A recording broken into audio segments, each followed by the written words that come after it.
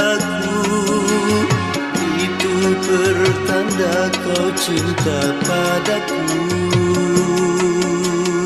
Memang ku cinta kepadamu. Bila dirimu cinta padaku, lebih lagi cintaku kepadamu.